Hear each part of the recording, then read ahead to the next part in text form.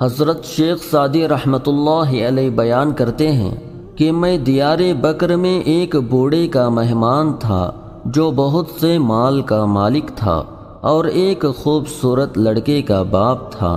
ایک رات کو قصہ بیان کرنے لگا کہ میرے عمر بھر میں سوائے اس لڑکے کے اولاد پیدا نہیں ہوئی۔ اس جنگل میں ایک درخت زیارت کی جگہ ہے کہ لوگ اپنی مرادیں مانگنے وہاں جاتے ہیں۔ بہت لمبی لمبی راتوں میں میں اس درخت کے نیچے گڑ گڑایا ہوں اور خدا سے دعا مانگی ہے۔ جب مجھے خدا نے یہ لڑکا دیا ہے، میں نے سنا ہے کہ لڑکا چپکے اپنے دوستوں سے کہہ رہا تھا، بڑا مزہ ہوتا اگر مجھے اس درخت کی خبر ہوتی کہ وہ کہاں ہے، تو میں دعا مانگتا کہ میرا باپ مر جائے۔ باپ خوشی کر رہا ہے کہ میرا بیٹا عقل مند ہے، اور بیٹا تانے دے رہا ہے کہ میرا باپ خوست بوڑھا ہو گیا ہے۔ برسوں گزر جاتے ہیں کہ تو اپنے باپ کی قبر کی جانب گزر نہیں کرتا ہے۔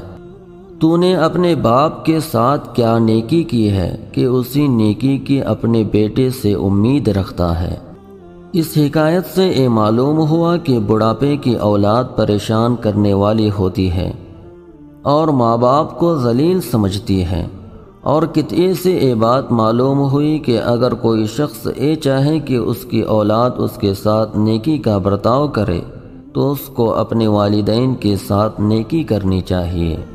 حضرت شیخ سعدی رحمۃ اللہ علیہ بیان کرتے ہیں کہ ایک روز جوانی کے غرور میں تیز دوڑا تھا اور رات کے وقت ایک ٹیلے کے نیچے سست پڑا ہوا تھا۔